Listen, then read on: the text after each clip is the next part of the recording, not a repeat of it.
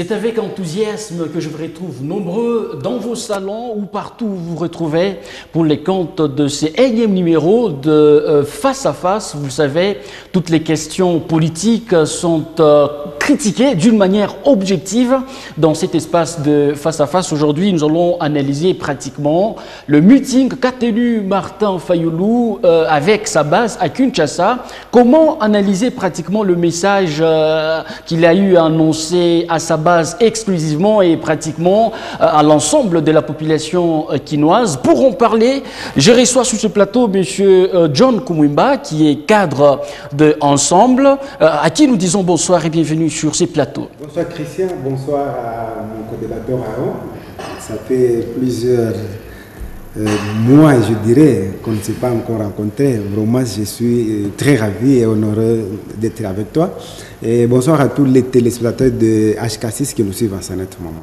Merci. Et M. Aaron Boukassa Albert, vous êtes coordonnateur provincial de la communication UNC. Bonsoir. Bonsoir, monsieur le journaliste. Bonsoir, chères téléspectatrices, téléspectateurs. Bonsoir également, mon co-débatteur. Alors, c'est avec les deux que nous allons devoir entrer en profondeur par rapport au meeting qu'a tenu Martin Fayulu. Monsieur John Kumwimba, je commence d'entrer des jeux avec vous. Que retenir du message phare qu'a annoncé pratiquement Martin Fayulu à sa base? Et avant toute chose, je dois d'abord féliciter la police congolaise qui a sécurisé cette manifestation-là. Il n'y avait pas eu de dérapage. Vraiment, nous avons aimé. Félicitations à la police congolaise. Si elle continuait de la sorte, elle sera réellement celle dont Mende disait qu'elle est professionnelle. Je dirais que j'ai aimé, tout le monde a aimé, tout Congolais a aimé le message que Martin Fayulu a pu donner à la population congolaise par rapport à l'arrangement KHFCC, dont nous ne cessons de dire que c'est un arrangement fabriqué de toutes pièces, basé sur une corruption. Nous avons tous aimé, et surtout aussi par rapport à la sensibilisation, quand il a demandé et sensibiliser les gens par rapport à Ebola. Vous savez, ça c'est plus une question régionale, mais plutôt internationale. Ça doit interpeller tout le monde, et nous devons être de cœur avec ceux qui sont dans des endroits là où il y a Ebola, et nous devons tout faire, pourquoi pas prier pour eux, et les soutenir d'une manière ou d'une autre pour que nous arrivions à éradiquer ces fléaux-là. Et donc, il a fustigé pratiquement la coalition FCC-CAGE qui serait basée sur la corruption. Certainement. Monsieur Aaron Boukassa, comment vous réagissez après avoir suivi pratiquement le message de Martin Fayulu? J'ose croire que vous l'avez également suivi. Bien sûr, monsieur le journaliste. D'entrée de jeu, si Martin Fayulu est arrivé à tenir son meeting, c'est grâce au président de la République, Félix Antoine Tshisekedi. Nous étions tous dans l'opposition, pas n'importe laquelle, une opposition radicale de l'ancien pouvoir, où pour faire des meetings comme ça, dans toute liberté, et puis un meeting sans blessés, sans gaz lacrymogène, sans mort. Donc la gloire faite revienne au président de la République, ainsi qu'à notre police nationale congolaise, qui a battu un très grand travail. Voilà les résultats de l'état de droit. Aujourd'hui, Martin Fayulu arrive à tenir ses meetings, il arrive à danser devant son public, à faire son concert et tout consort. C'est grâce à un chef de l'État qui est animé par cet esprit démocratique, par cet esprit de l'état de droit. Qu'est-ce que vous avez retenu de son message pratiquement? C'était un message vide d'essence, d'autant plus que le monsieur s'est étalé dans des spéculations, dans des suspicions, tout en étalant au fait d'autres points de son ignorance. À quoi vous faites allusion quand vous parlez de l'ignorance? Lorsqu'il parle, il évoque les choses, les trucs de la corruption et quoi que ce soit, il n'a aucune preuve avancée là-dessus. L'unique partie de son message qui m'a plu, c'est lorsqu'il sensibilisait la population par rapport à l'épidémie Ebola.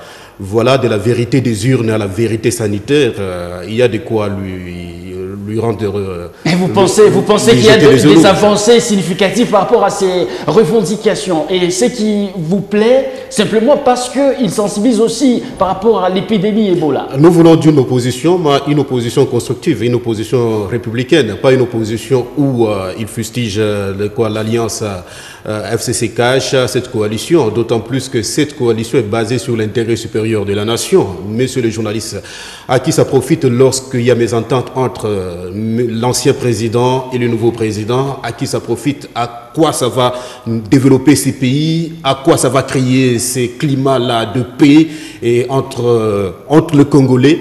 Et donc, nous pensons que cela profite justement aux ennemis de la paix, aux ennemis de la République.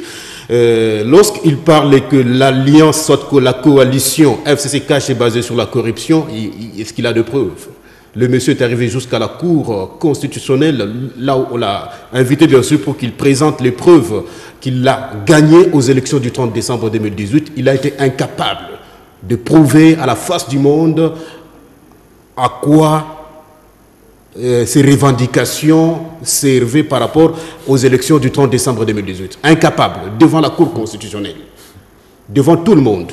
Voilà, selon notre constitution, c'est la Cour constitutionnelle qui a investi, qui a proclamé définitivement M. Félix Antoine Tshisekedi comme président de la République. Donc tout ce qui peut avancer aujourd'hui comme argument de corruption, de quoi que ce soit, c'est ce que nous appelons des spéculations, des suspicions qui ne servent qu'à amuser la galerie. Voilà. John Kumwimba, je vous vois prêt à réagir par rapport à l'argumentation pratiquement d'Aaron Boukassa. Certainement. Et vous voyez, la population qui nous suit, je crois qu'il se demande si réellement c'est le même Aaron avec qui nous avons lutté plusieurs années pour que Kabila parte. Il n'est plus le même. Il n'est plus le même. La population qui nous suit est en train de se poser mille et une questions. Ce n'est pas pour rien Fayoulou a dit qu'il y a eu corruption.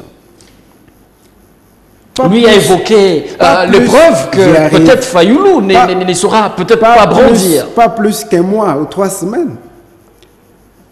Je dirais 1 mois, 2 mois, je ne sais pas si ma mémoire est bonne. Félix Tshisekedi qui signe 2 ordonnances, nommant les mandataires à la SNTC à la Jacamine. Ces ordonnances sont bloquées par le ministre de portefeuille. On a évoqué ça même à l'Assemblée. Les militants de l'UDP sont descendus dans les rues. Vous savez ce qu'a été la réponse des jeunes du PPRD? C'est que j'ai toujours appelé comme étant les Imbonerakure, qui sont allés faire la formation au Burundi avec leur papi Pungu. Ils ont dit, si vous continuez, nous allons dire la vérité. Et j'ai vu de l'autre côté, ils se sont tués. Ils ont dit, non, arrêtons.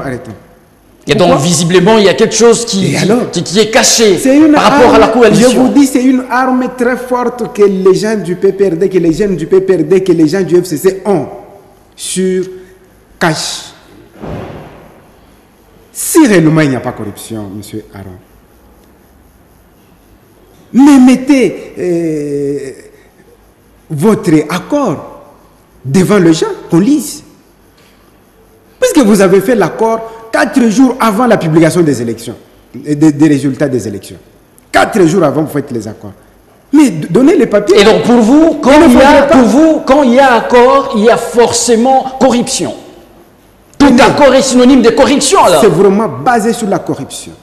Comment vous expliquez? Tenez.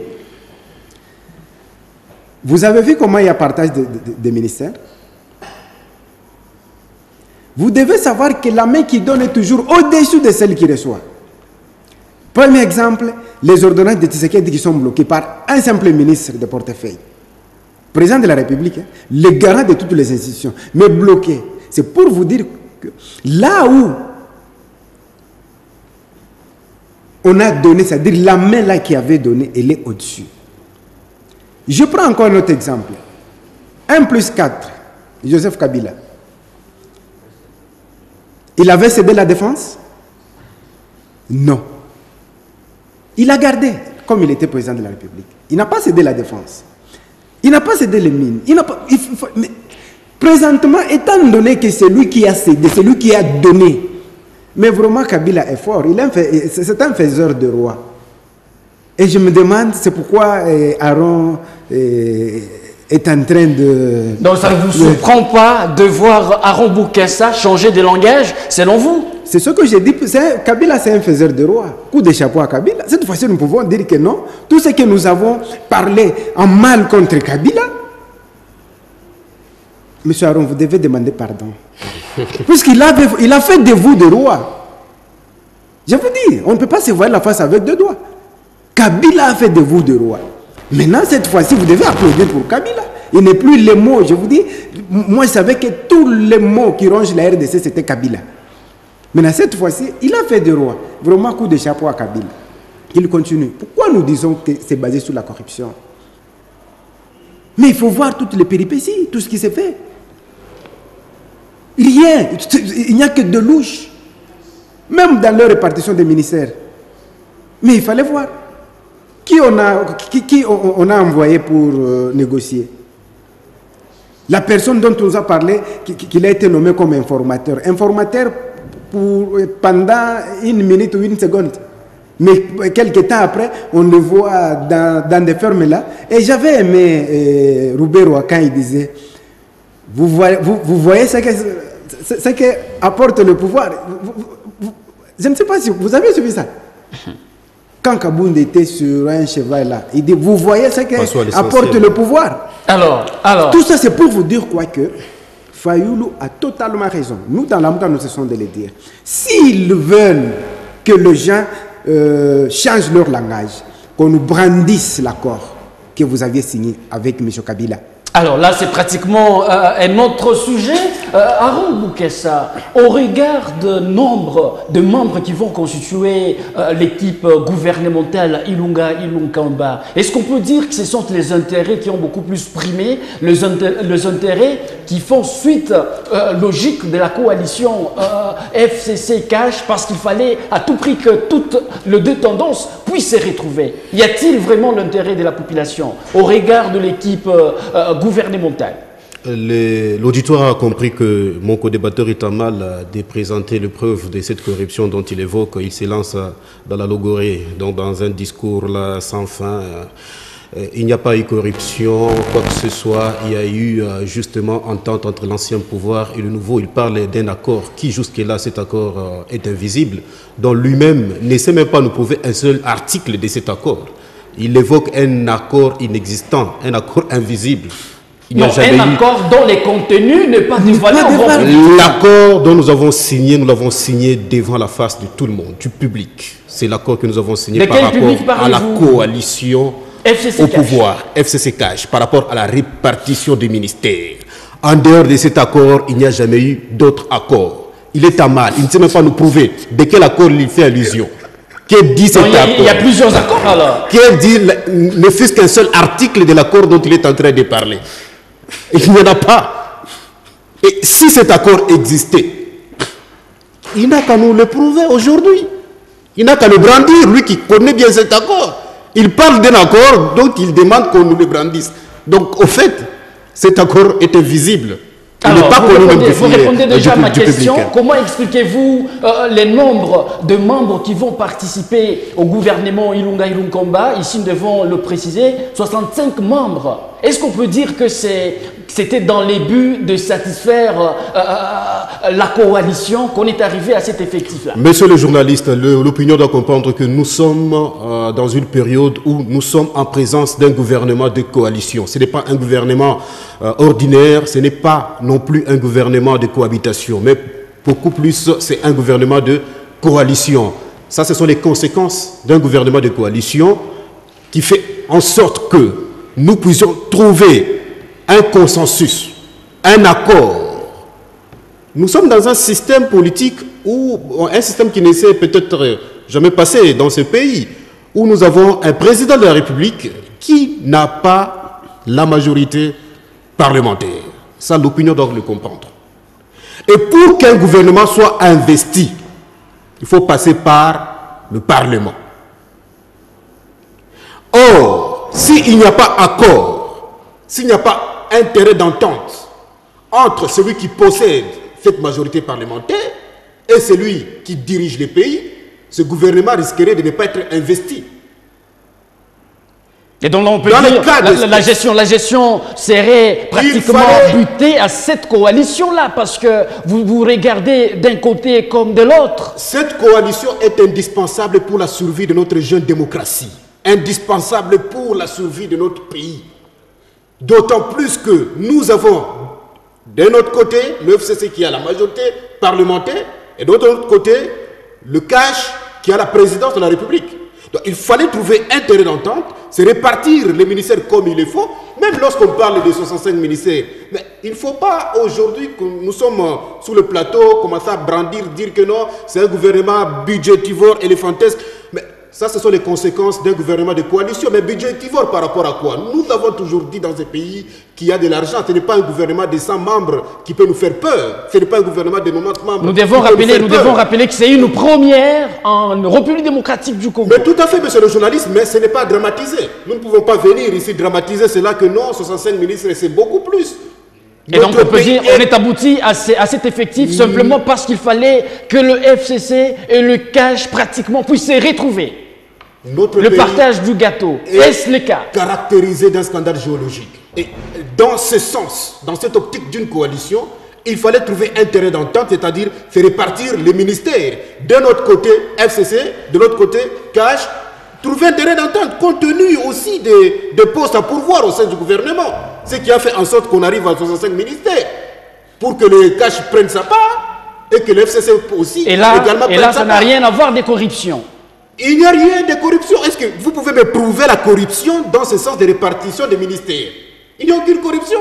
Justement, trouver un terrain d'entente afin que le gouvernement soit investi et que ce gouvernement réponde aux attentes de la population qui est en train de nous suivre. Et surtout, il y a la longtemps représentativité. Que tous nous attendions ce gouvernement. Tout le monde, même un de la Mouka, sortez le gouvernement. Nous avons besoin du gouvernement. Aujourd'hui, le gouvernement est là. L'accord a été trouvé entre FCC et CACH. Ce n'était pas facile. Ce n'était pas facile. Il faut féliciter nos négociateurs. Ils étaient là, ils ont forcé même la main au FCC, afin qu'il y ait vraiment ce partage. Et aujourd'hui, CACH est sorti gagnant dans ces négociations avec les 23 ministères. Donc vous comprenez. Donc d'autres choses, il faudrait que le peuple congolais puisse comprendre que nous ne sommes plus dans un système politique ordinaire où nous avons un président de la République qui a cette majorité parlementaire.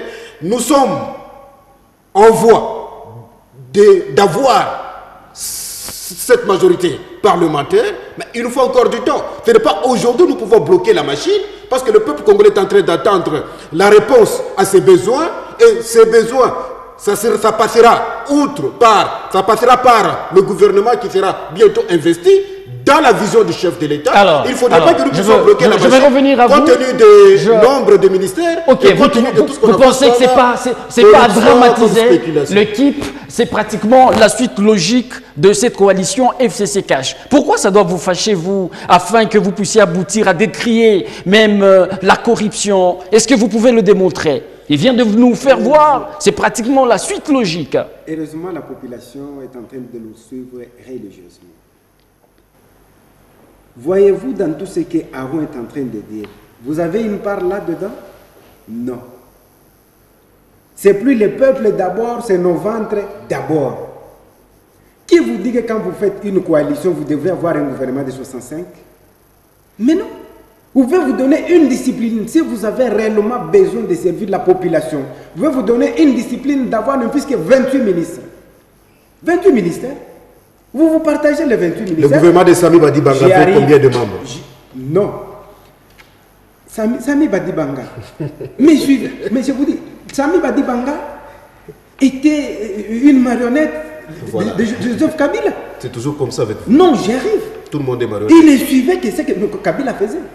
Toi et moi avions décrié cela. Vous voyez la chose que nous avions décriée hier, vous rattrape maintenant. C'est ça qu'on a toujours dit. Que le coq qui ne sait pas apporter la viande pour le dîner finira lui-même dans une casserole, dans une marmite. C'est là où vous arrivez maintenant. C'est vous, parce que vous n'avez pas su. Vous avez parlé. Vous êtes là pour le peuple d'abord, peuple d'abord. Maintenant, la population vient de comprendre que ce sont vos ventres d'abord. Le gouvernement qui sera là servira le peuple congolais. Ce gouvernement va répondre aux attentes du peuple congolais. Sans ce gouvernement, nous aurons une tâche très difficile. Il faudrait que le gouvernement soit là et que ce gouvernement soit investi pour répondre aux attentes de la population. Chers co-débatteurs. Heureusement, c'est vos ventres d'abord. Il n'y aura pas d'intérêt pour la population congolaise qui nous suit. Il n'y en aura pas. D'ailleurs, les 6 mois, je ne sais pas, les 8 mois, toutes les réserves de la banque centrale. Vous savez, quand Kabila est parti, il a laissé plus d'1,4 milliard. Maintenant, il y en a combien? Il reste combien? Vous voyez, c'est de cette façon-là que vous allez gérer la République. Dites-nous, il y en a combien maintenant? C'est de cette façon-là. Je vous dis, les gens se plaignent. Alors. Et en plus de ça, quand vous on a ajouté, on a soufflé. Allez-y, non, on les laisse s'argumenter, parce que quand vous parliez, ils vous suivaient minutieusement. C'est presque vide. Quand vous me dites, je dis bien, je n'ai pas dit c'est presque vide. Allez vous renseigner. Quand vous me dites, pour preuve, vous savez que les magistrats sont en grève? Merci. Alors, quand vous me dites que nous avons une jeune démocratie, vraiment ça m'a plu. C'est depuis quand, M. Boukassa, que la jeune démocratie s'est installée? La population, tu vas répondre, je ne sais pas par rapport. C'est depuis quand? Aujourd'hui, c'est vous qui dites maintenant que nous avons une jeune démocratie. Et tout le monde sait qu'il y a... Avant 6 mois, tu nous disais, toi et moi, on disait qu'il n'y avait pas de démocratie en RDC. Oui, avec l'événement de Félix Tshisekedi, nous sommes dans cette jeune démocratie que nous devons entretenir tous. L'état de droit. Rendez les passeports de Salomon et de Kalona. Donc vous êtes avocat des Salomon. Alors, vous sortez du sujet, monsieur. John Koumba. Alors, restons dans le cadre du sujet. Nous devons évoluer avec. Il ne faut pas venir ici évoquer le cas de Salomon Kalonda. Nous ne sommes pas venus parler de lui ici. Allez-y. Quand lui parlait, je n'intervenais pas. Et donc, puisqu'il a parlé d'état de droit, et il a parlé de la jeune démocratie. Mais restez dans le sujet, il ne faut pas parler de Salomon. Mais je ne comprends pas quand on parle d'état de droit, c'est-à-dire chaque citoyen a... Nous avons un sujet. S'il vous plaît, vous le laissez libre de mettre son avis. La démocratie, c'est-à-dire tout citoyen congolais a le droit de circuler. La démocratie, c'est que Fayoulou fait là-bas. Il fait librement son meeting, personne ne l'empêche. On autorise son meeting, il part là-bas, il chante, il danse. Voilà la démocratie. John Koumba, nous devons savoir que Martin Fayoulou ne cesse de réclamer la vérité des urnes. Il l'a dit, tôt ou tard, la vérité sera connue au grand public. Est-ce qu'on peut dire que ce n'est pas révolu aujourd'hui de parler de la vérité des urnes, vu que les institutions sont déjà mises en place? Que longue soit la nuit, les jours finissent toujours par apparaître. Ce n'est pas dépassé, ces débats. Et je dois vous dire ceci. Avec le gouvernement en place, que eux, leur squelette, je dois vous dire que Félix Tshisekedi et Vital Kamerhe ne seront que des graines d'arachide dans un poulailler. Pourquoi? Même à travers tous les pays, même les grandes puissances, vous allez me dire que qui se promène avec la valise satellitaire? C'est le président de la République, c'est-à-dire la défense d'un pays. Mais vous cédez la défense et vous dites que non, il est le commandant suprême. En quoi? Là, c'est pas, je vous dis, c'est la logique. Je vous dis ça, c'est ce que nous avons vécu au Rwanda, Bizimungu Kagame. Pasteur Bizimungu n'était qu'une marionnette de Kagame. Là, c'est que nous sommes, maintenant, vous nous avez amené là où par rapport à tout ce qui a eu, la corruption qu'il y a eu, des accords de cascade,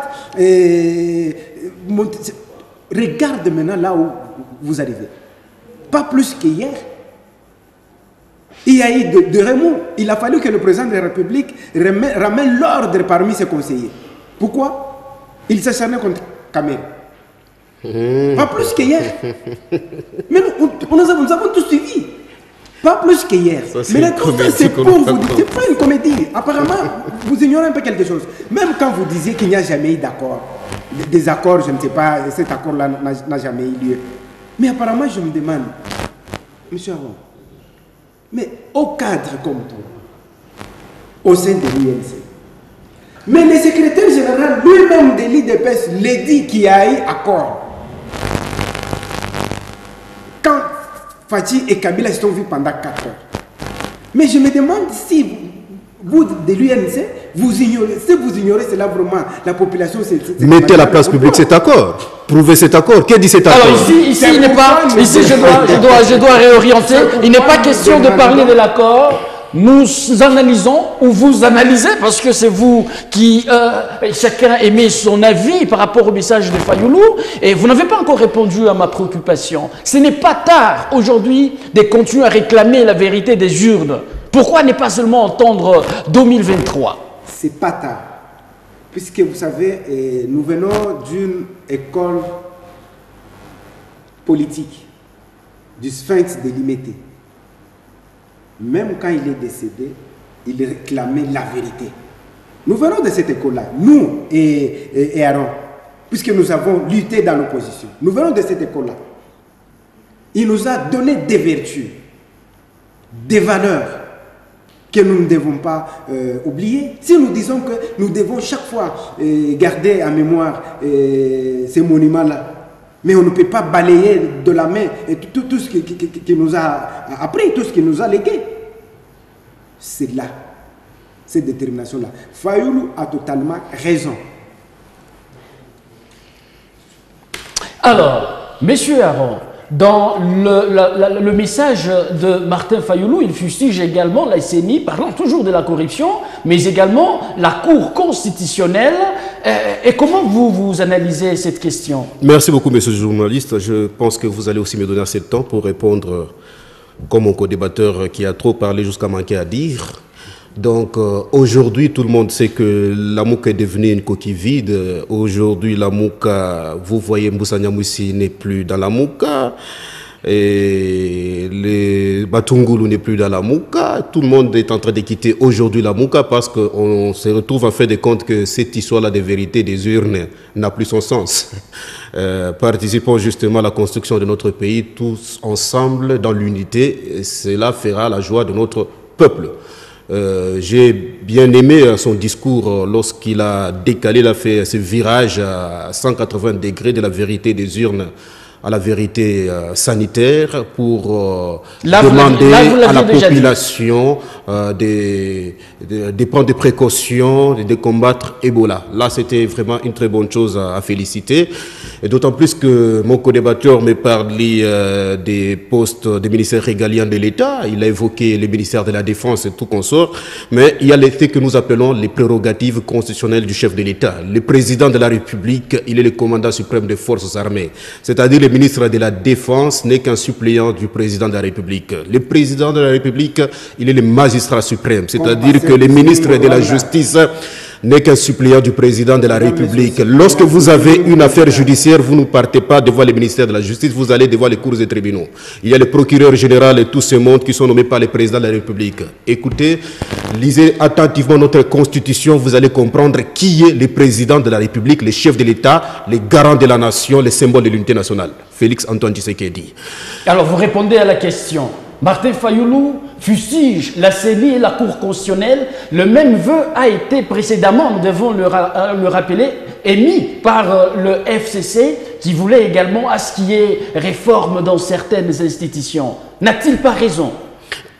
Lorsque nous parlons trop de Martin Fayoulou, je suis un peu mal à l'aise parce que la posture de ces messieurs qui est tellement très minuscule sous l'échiquier politique de notre pays, à peine il est apparu aux élections du 30 décembre 2018, ne donne plus de raisons à le croire, même parmi certains des leaders politiques. Autrement, vous allez voir même certains leaders politiques ne sont pas d'accord avec lui, notamment Mbemba qui n'est pas d'accord avec lui. Moïse Katumbi n'est pas totalement d'accord avec Martin Fayoulou. Voilà qu'il est resté seul. Il a bénéficié justement du soutien des membres, des leaders de la Mouka pour se faire un poids qu'il n'est même pas. Donc il n'est même pas arrivé au niveau de faire ses poids politiques. Aujourd'hui, il se lance dans des spéculations. Ça, nous appelons ça des spéculations. Donc qui n'ont pas de soubassement, qui n'ont même pas de preuves. Lorsqu'il parle du cas de la CENI, que la CENI a été corrompue, quoi que ce soit, mais qui le prouve? Il n'a qu'à porter des preuves. Il était jusqu'à la Cour constitutionnelle, monsieur le journaliste. Il était jusque-là pour prouver réellement qu'il y a une corruption, il y a une tricherie. Il a fait tout le temps de le prouver. Malheureusement, ce monsieur a été incapable de le prouver. Là, il dit que non, les agents de la CENI impayés vont dévoiler la vérité des urnes. Mais qu'il amène ces agents de la CENI impayés qui nous montrent réellement est-ce que c'est opportun d'envisager une réforme dans une certaine mesure dans les institutions? Écoutez, c'est là... Ici, notamment, nous devons faire allusion à la CENI, la Cour constitutionnelle. Pratiquement, ça nécessite débat. La CENI, avec Orenanga, est déjà à la fin de son mandat. Donc, des réformes, bien sûr, il y aura de nouvelles têtes au niveau de la CENI. Déjà, ça sera un changement au niveau de cette institution. À la Cour constitutionnelle, mêmement, c'est-à-dire, lorsque le besoin se fera sentir, le chef de l'État, garant de la nation, garant du bon fonctionnement de toutes les institutions de la République, lorsqu'il va sentir réellement ses besoins, il le fera. Mais tant que ces besoins ne s'est pas encore fait sentir, bon, écoutez, donc pour vous, nous avons envisager des réformes, ce n'est pas, c'est pas urgent pour l'instant. Nous avons un garant de bon fonctionnement des institutions de notre pays. C'est le président de la République, le chef de l'État. Et lorsque il sent ses besoins, il y aura des réformes. Mais dès lors qu'il n'y a pas encore eu ce besoin, écoutez, soyons tranquilles, attendons le prochain gouvernement. Nous avons beaucoup plus à faire. Nous avons beaucoup plus de défis à relever que d'engager des réformes, quoi que ce soit. Le peuple veut d'abord voir ses besoins être satisfaits. Cette fois-là, on passera à d'autres choses. Nous voulons d'abord, la première des choses, qu'il y ait un gouvernement, ce gouvernement qui va naître d'ici quelques jours et qui va répondre aux attentes de la population conformément au programme, aux promesses du président de la République lors de sa campagne électorale. C'est ça la priorité des priorités. Les histoires des réformes dans les institutions, ça, il faut laisser ça à Martin Fayoulou, qu'il est en train de spéculer comme il le veut. Donc, c'est de son droit, d'autant plus qu'il est dans un état de droit. C'est tout à fait normal qu'un citoyen puisse dire tout ce qu'il pense, mais qui puisse critiquer même le pouvoir en place, mais ces critiques doivent être beaucoup plus objectives. Il ne faudrait pas se lancer dans des critiques où vous n'avez même pas de preuves, quoi que ce soit à présenter au public par rapport à la corruption que vous évoquez, par rapport à la tricherie dont vous faites allusion. Si vous n'avez rien à dire, il vaut mieux vous taire. Il a fait autant de jours, je l'ai vu en Europe, quoi que ce soit, il s'est pavané partout ailleurs. Il n'a qu'à prendre son temps là et faire autre chose. D'autant plus que même certains leaders de la Mouka de sa propre plateforme ne sont plus d'accord avec ces messieurs lorsqu'ils parlent de la vérité des urnes. Lorsqu'il parle de la vérité des urnes, Moïse Katoumi n'est pas d'accord avec lui. Lorsqu'il parle de la vérité des urnes, même Bemba n'est plus d'accord avec lui. Vous l'avez dit. Alors, évitons quittons cette histoire-là de la vérité des urnes de corruption, quoi que ce soit. Que Martin Fayoulou revienne à la raison. Il est fils du pays, qui puisse soutenir le président de la République dans ses efforts de la reconstruction de notre pays. Voilà. C'est quoi votre réaction? J'ai l'impression qu'Aaron Boukassa ignore qu'il est suivi par la population. Nous ne sommes pas à trois seulement. La population nous suit par rapport à tout ce que vous êtes en train de dire. Quand vous dites aujourd'hui qu'il n'y avait pas eu corruption, dites clairement à la population pourquoi les États-Unis ont sanctionné Benoît Luamba de la Cour inconstitutionnelle, Nanga de cette caisse de résonance. On parle de la corruption entre la coalition FCC-Cash. C'est ça le sujet. Ce n'est pas la corruption post, soit en amont, soit en avant des élections. Allez-y. Vous êtes protégé. Il a posé la question par rapport à la corruption au sein même de la coalition. C'est ça. Non. Là, vous êtes au sujet. De la Cour constitutionnelle de la CENI. C'est pourquoi on a demandé de réformer cela. Toi, tu dis non. Pourquoi Fayoulou a insisté sur ça? Mais ce sont des corrompus. Et je dirais même qu'ils n'ont pas le sens de la gestion de la chose publique. Ils n'en ont pas.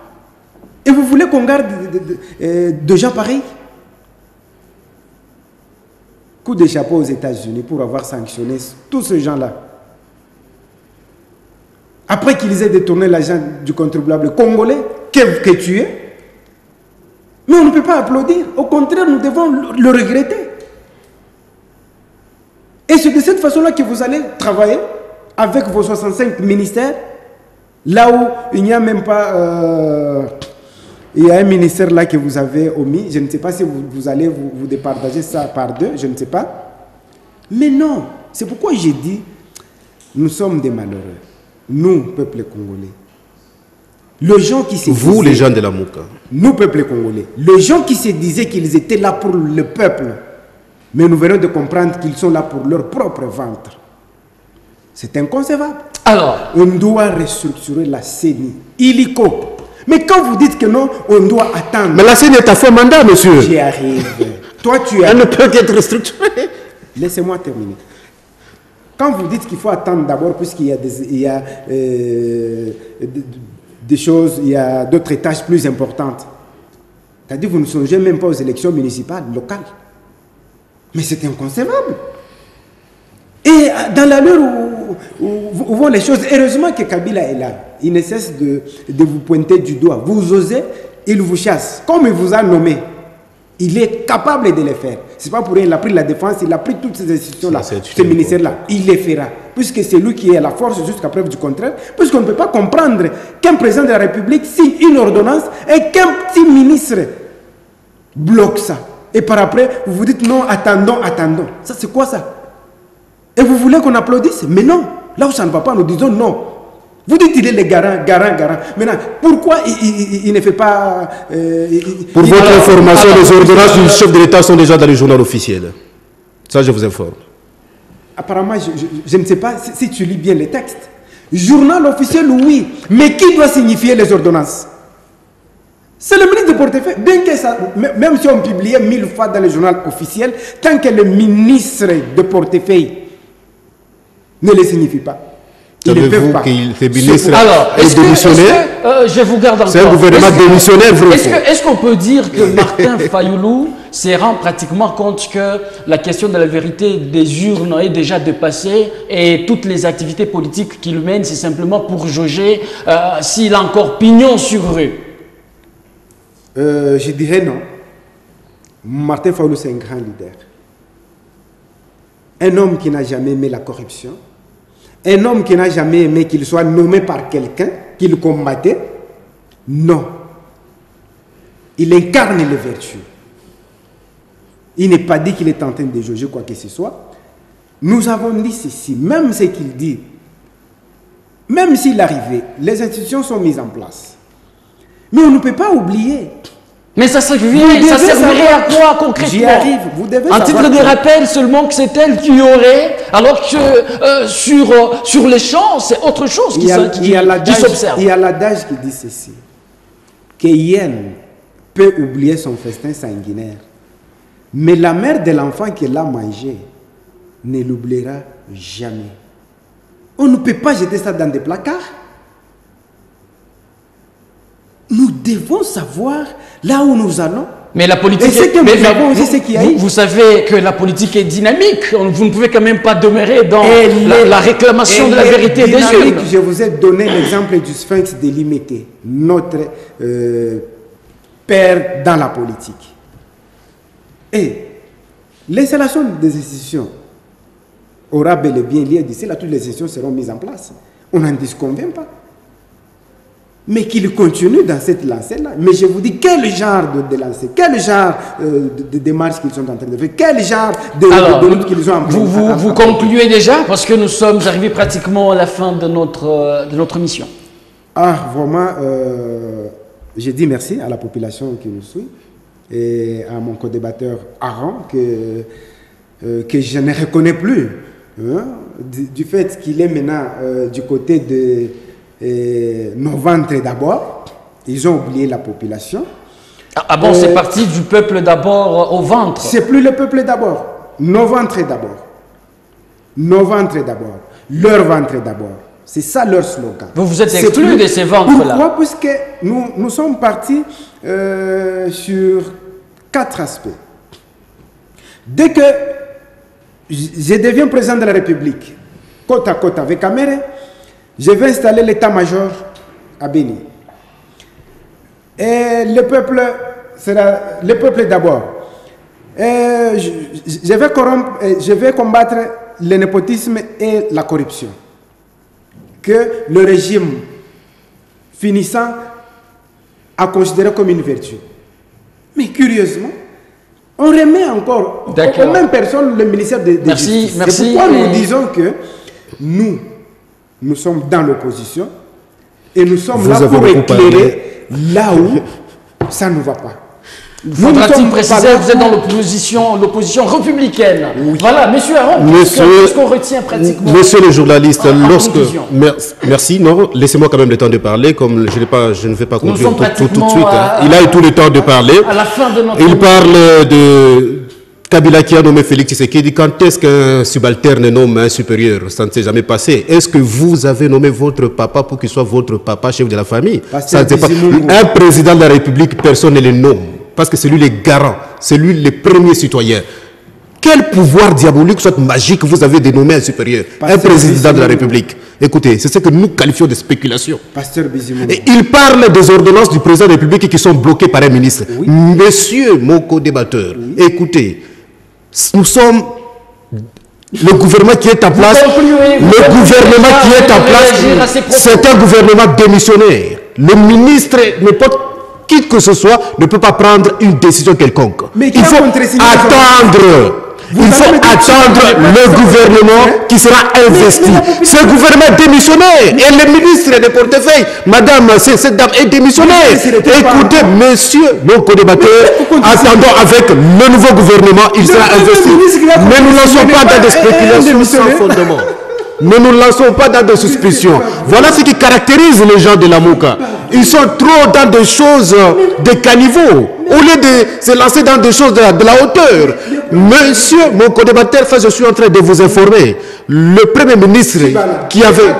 Écoutez, il a contresigné l'ordonnance. Mais pour l'appliquer, c'est un gouvernement démissionnaire qui ne peut pas appliquer cette ordonnance présidentielle. Pour votre information, restons dans le texte statutaire. Vous comprenez? Ne nous lançons pas, on ne gère pas un pays par des émotions, comme vous le faites vous chez la Mouka. On ne gère pas un pays par des rumeurs, par quoi que ce soit.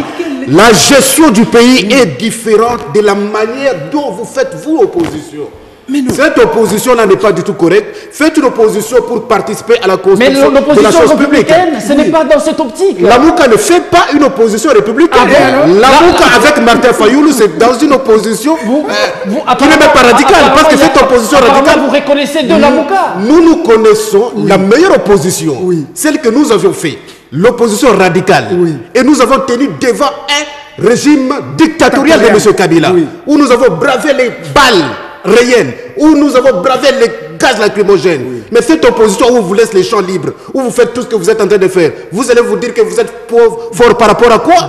Non. Monsieur le journaliste, pour rester dans le cadre du débat et du sujet d'aujourd'hui, l'opinion doit comprendre qu'il n'y a qu'un seul chef de l'État. Il a évoqué un cas de parler qui a mésentente entre les chefs de l'État et son directeur de cabinet. C'est faux et archi faux. Non, j'ai pas dit. C'est s'entendre très bien. Malheureusement, vous avez épinglé ce point. Les idées ne peuvent pas s'épuiser. Nous sommes dans ce que nous appelons cash. Cash est issu de l'accord de Nairobi. Merci en tout cas. Nous sommes dans un accord avec l'UDPS. Et nous deux, nous marchons très bien. Il n'y a pas de crise de cash. Donc, un peu de cette façon-là. Il n'y a pas eu corruption. Vous l'avez déjà dit. Le président de la République a été élu sur une base démocratique. Est-ce que je peux chuter, je peux conclure l'émission? Non. Parce que, vous ne le voulez pas. Mesdames, Messieurs, c'est pratiquement la fin. Malheureusement, le débat peut se poursuivre partout où vous nous regardez. Nous vous retrouvons très prochainement. Ce sera avec la même détermination.